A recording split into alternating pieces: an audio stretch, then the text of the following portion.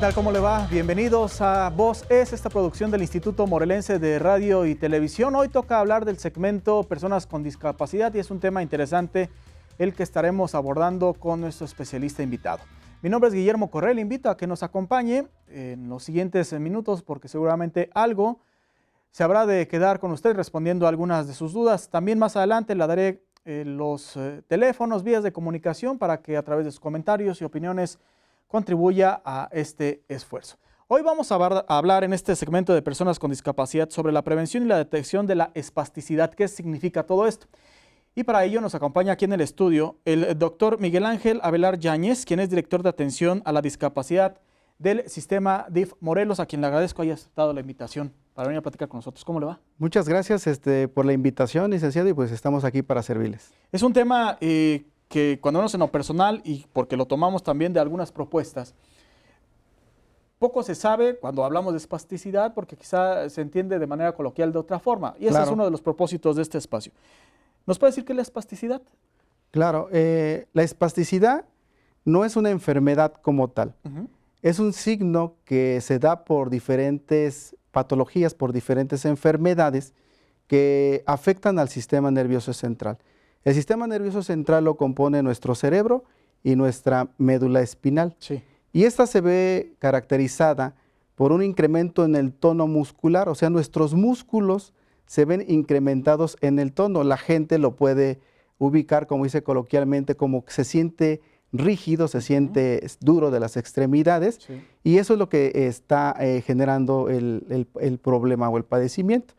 Generalmente también se ve acompañado de algunos otros signos y síntomas, como son el incremento de los reflejos de las extremidades, es decir, nosotros percutimos con un martillo de reflejos y vamos a encontrar diferentes reflejos que están exaltados. Como se ve en las películas, ¿no? Que le pegan en la rodilla. En la rodilla, exactamente. Sí, sí, sí, ¿no? Y además de esto, algo característico de la espasticidad también es de que nos presentan debilidad muscular, es decir, el paciente puede presentar debilidad muscular con incremento del tono y reflejos exaltados, y en esa característica obviamente estamos pensando el que el paciente tiene una espasticidad. ¿Cuál es su origen? El origen es múltiple, como lo habíamos comentado, son diferentes patologías que puedan generar espasticidad.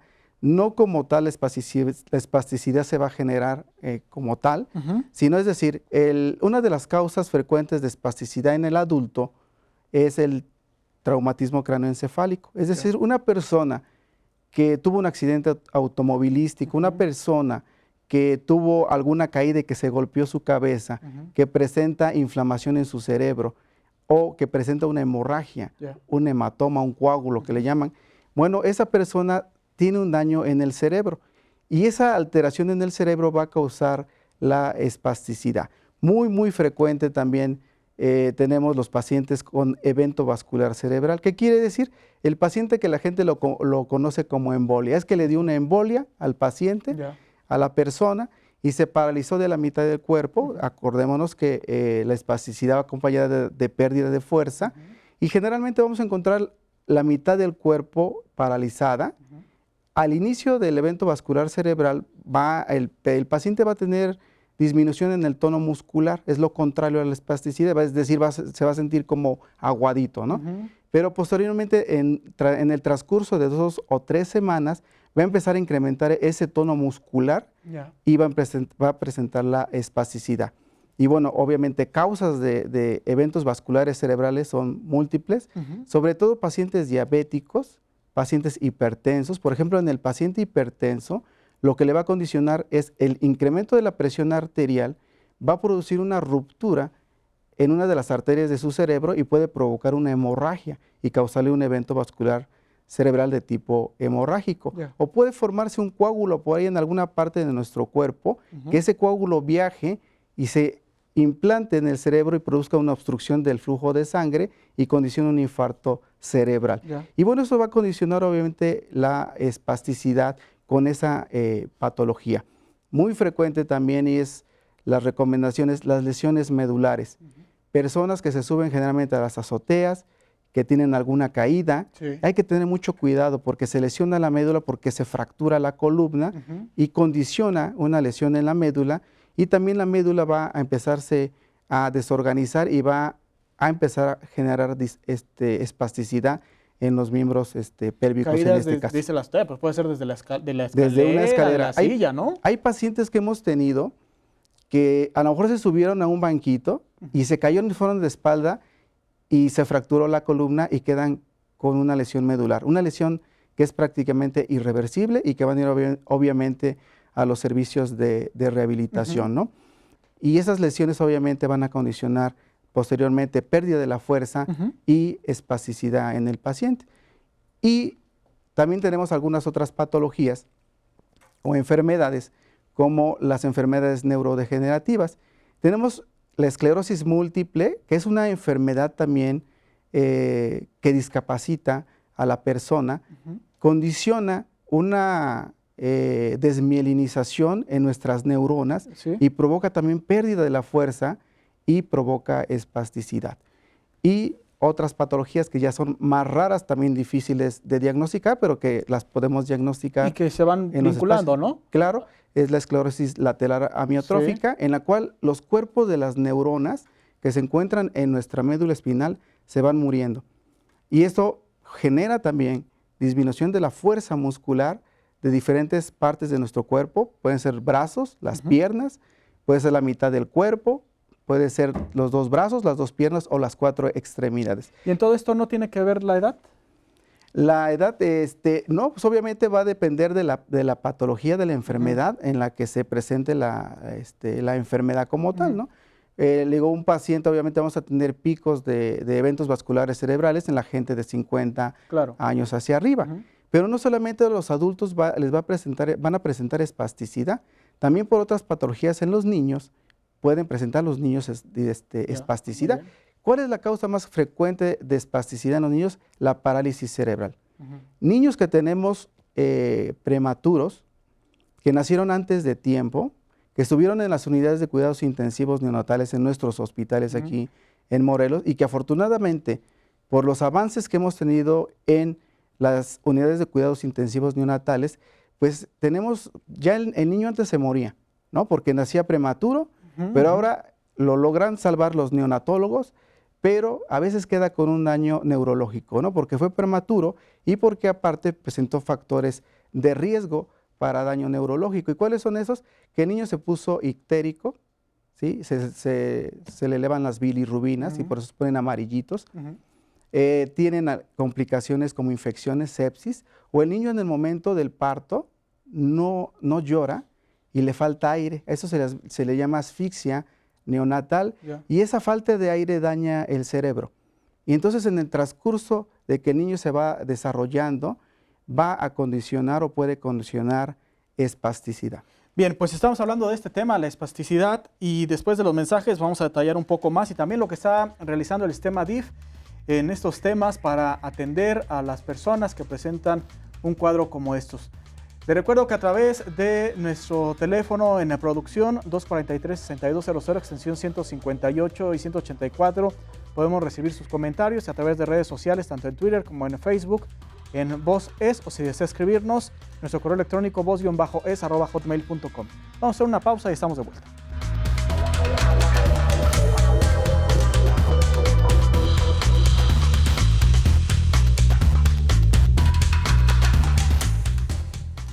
Estamos de regreso en Voz Es. El segmento que hoy toca es personas con discapacidad. Gracias a quienes nos acompañan a través de nuestras señales en las emisoras de radio, las 4 que integran el Instituto Morelense de Radio y Televisión, y a quienes lo hacen también a través del canal 49, el canal de Morelos, en señal abierta, canal 154 de su sistema de Easy. Hoy estamos hablando sobre la detección, la prevención de la espasticidad, este padecimiento que nos ha explicado nuestro invitado, el doctor Miguel Ángel Avelar, cuáles son sus orígenes. Vamos a seguir con pues esta explicación. Y ya nos daba, doctor, a manera de contexto, precisamente su origen, de dónde se deriva este padecimiento. ¿Es algo común que se llegue a presentar en nuestro país? Sí, realmente no tenemos estadísticas en México, así como de muchas patologías o enfermedades. Sin embargo, eso va a depender del tipo de enfermedad que está causando la espasticidad. Un evento vascular cerebral, Sí. por hipertensión, algún otro problema neurológico, esclerosis múltiple, etcétera. Pero en términos generales, de esas patologías, el 80% de las personas que tienen un daño neurológico por una enfermedad neurológica Sí. van a presentar espasticidad. El 80%, y es una cifra realmente importante que va a condicionar esto. Porque obviamente que esto es a partir de una valoración Claro. clínica, un diagnóstico que también puede resultar complejo, ¿no? Sí, realmente el diagnóstico, obviamente nos enfocamos nuevamente a la patología de origen, a la enfermedad que está causando la discapacidad. El diagnóstico es clínico, vemos incremento en el tono muscular, está duro el paciente, está rígido, tieso, como lo menciona la gente. Revisamos reflejos musculares, de estiramiento muscular que llamamos. Sí. Esos están exaltados. Hay debilidad muscular, que como les comentábamos, puede ser que tenga la mitad del cuerpo con parálisis y esté rígido, o puede ser las 4 extremidades, que es una cuadriplegia o cuadriparesia, o las piernas que estén debilitadas y con espasticidad, una paraparesia le llamamos, o una diparesia si afecta a los miembros torácicos, o puede ser solamente una extremidad que pueda estar involucrada, ¿no? Tenemos debilidad, tenemos aumento del tono muscular y tenemos reflejos exaltados y algunos reflejos que le llamamos patológicos. De esa manera el médico puede diagnosticar que la persona o el paciente tiene espasticidad, pero también tenemos escalas que conocemos los médicos especialistas en esta área de valoración para ver el grado de espasticidad que tiene, porque no en todos es lo mismo. Sí, por supuesto. Hay algunos pacientes que la espasticidad es leve y a lo mejor no le limita mucho su funcionamiento, pero hay pacientes que tienen una espasticidad de cierta manera grave, que obviamente limita completamente toda su es cuando viene toda la funcionalidad. discapacidad, ¿no? Cuando ya se le considera una persona con Exacto, ahí es cuando vamos discapacitado, ¿no? a ver que tiene ya muchísimas limitaciones Sí. el paciente. Y bueno, aparte de las escalas de valoración que nosotros podemos decir, tiene una espasticidad grado 1, grado 2, grado 3, grado Sí. 4, que le podemos asimilar como leve, moderada, severa, etcétera, ¿no? Para que se pueda a lo mejor entender. También tenemos algunos otros estudios ya más objetivos, porque lo que hacemos los médicos es una valoración también clínica, obviamente, y es subjetiva, pero tenemos equipos también que se pueden utilizar que se llaman dinamómetros, que podemos utilizar. Es un equipo en el cual podemos poner al paciente a tener ciertos movimientos y este movimiento lo va a transmitir hacia una computadora y nos va a dar determinados patrones de espasticidad. No se van a revelar o se van a presentar ahí en la pantalla y bueno, se van a clasificar. Eso ya es como más objetivo. Y algo que sí tenemos en Morelos para poder evaluar la espasticidad son estudios electrofisiológicos. Tenemos la electromiografía y estos los tenemos en los 3 centros de rehabilitación. Tenemos equipos que pueden evaluar esto. Cuando un músculo está espástico, pues vamos a ver un músculo que está contraído, ¿verdad? Entonces vamos a utilizar un electrodo de aguja. Es una aguja que se ocupa, se pica el músculo. Y esta señal que está dando el músculo la vamos a transmitir hacia un sistema de cómputo y eso nos va a estar dando el grado de contracción que tiene ese músculo. Entonces, de esa manera nos podemos dar cuenta que el músculo está con espasticidad. Y tenemos algunos otros estudios con ese mismo equipo que también nos pueden ayudar. Y a partir de eso ustedes ya determinan qué tipo de tratamiento, ¿no? Es el que requiere cada persona. Porque igual es diferente el tratamiento para una espasticidad leve. ¿Y esto lo hacen ustedes en los centros de rehabilitación? ¿Cuántos tenemos en Morelos? Sí, afortunadamente yo creo que es uno de los estados en los cuales la intención del gobierno es de que el servicio de rehabilitación esté lo más cercano a la comunidad. Y afortunadamente nosotros tenemos, a partir de los DIF municipales, tenemos 33 unidades básicas de rehabilitación. Es decir, cada municipio tiene una unidad básica de rehabilitación en la cual la gente puede asistir a la unidad básica de rehabilitación. Y denominamos básica, sin embargo, ahí en esa unidad, le podemos decir de primer nivel, tenemos médico especialista en medicina de rehabilitación, Sí. tenemos terapeuta físico, terapeuta de lenguaje y psicología. Tenemos los segundos niveles de atención. Cuando esa unidad a lo mejor no puede tener al paciente por la complejidad del caso, se derivaría a un segundo nivel de atención. En este caso tenemos los 3 centros de rehabilitación aquí en Morelos, Cuautla, Jojutla y Cuernavaca. Y eso permite a la gente no trasladarse como antes se hacía hasta la ciudad de Cuernavaca o a la capital pues del estado para atender a alguno de sus familiares, pacientes o uno mismo, ¿no? Correcto, realmente, como bien lo comenta, la espasticidad pues nos va a generar discapacidad en la persona, el paciente. Son personas que no se pueden mover realmente muy fácilmente, ¿no? Usan sillas de ruedas o los tienen que estar moviendo el familiar, cambiarlos de un lado a otro, pasarlos a la silla, pasarlos a la cama e incluso ayudarles a comer, a vestirse, a bañarse en sus actividades de la vida diaria, lo que le llamamos. Entonces, el tener un servicio de rehabilitación lo más cercano a la comunidad es la intención de acercarles esos servicios para que no se puedan o no se tengan que trasladar a otras ciudades que requieren o que tienen el servicio. Bien, nos está acompañando aquí en voz es el director de Atención a la Discapacidad del sistema DIF Morelos, el doctor Miguel Ángel Avelar Yáñez. El tema es la espasticidad.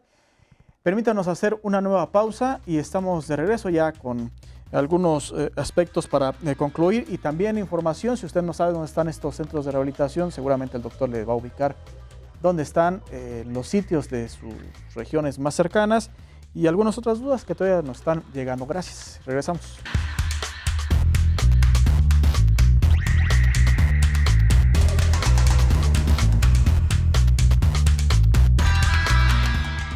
De vuelta estamos aquí en Voces, Personas con Discapacidad. También agradecemos a quienes nos escuchan y nos ven a través de nuestra señal en internet www.imryt.org.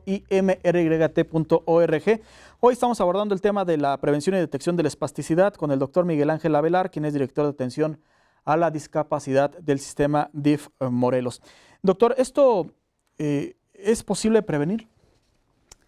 La prevención va a depender igual de la enfermedad que pueda generar la discapacidad. Paciente hipertenso, diabético, que nos va a condicionar un evento vascular cerebral, pues es recomendarles, ¿no?, que lleven buen control metabólico, es decir, lleven bien su control de azúcar, que se tomen sus medicamentos para la presión y lleven un buen control, ¿no? Hay algunas otras patologías igual que al final de cuentas no se van a poder prevenir, vienen ya también de cierta manera genéticas y que se van a presentar por un problema neurodegenerativo, es decir, va a afectar su cerebro, independientemente hagamos lo que hagamos, pues va a presentar la enfermedad y esto le va a condicionar discapacidad. Pero hay algunas enfermedades que sí se pudiese de cierta manera prevenir si se previene obviamente la enfermedad. ¿Hay un grado de poder curar la espasticidad o de plano ya nada más es sujeto, cuando se presenta ya el diagnóstico y se determina, tan solo es tratable? Va a depender, yo creo que del grado de lesión que tenga en su sistema nervioso el paciente, en su cerebro, como dijimos, o en su médula espinal. Si por ejemplo, tenemos un paciente que tiene un evento vascular cerebral, una embolia, y que le dio a lo mejor un infarto cerebral, pero es leve, el paciente puede presentar espasticidad acompañado de su hemiparesia, su debilidad en la mitad del cuerpo, y con procesos de rehabilitación, el paciente puede mejorar y quedar bien al 100%, puede curarse, ¿no? Pero hay patologías igual que no van a poder curarse, pero pueden ser obviamente tratables y que a lo mejor la espasticidad va a estar fluctuando. Va a haber periodos en los cuales va a incrementar la espasticidad, se da tratamiento, se reduce la espasticidad y hay periodos en los cuales va a estar fluctuante o moviéndose esa espasticidad. Tenemos de cierta manera ciertos tratamientos que también se pueden aplicar para tratar de reducir todo esto. Factores ambientales importantes que pueden incrementar la espasticidad, parece a lo mejor que no se relacionan, pero los pacientes que viven, por ejemplo, en Tetela del Volcán, que les dio un evento vascular o tienen esclerosis, tienen espasticidad, por el frío les incrementa la espasticidad. Entonces, Incluso nosotros, ¿no? Si normalmente estamos en un área fría, el músculo se empieza a contraer. Entonces, si el paciente está o tiene un problema de espasticidad, con el frío lo va a incrementar. Y en todo esto, los centros de rehabilitación a los que está a cargo el DIF, ¿ofrece estos servicios? ¿Cómo la población puede acceder a ellos?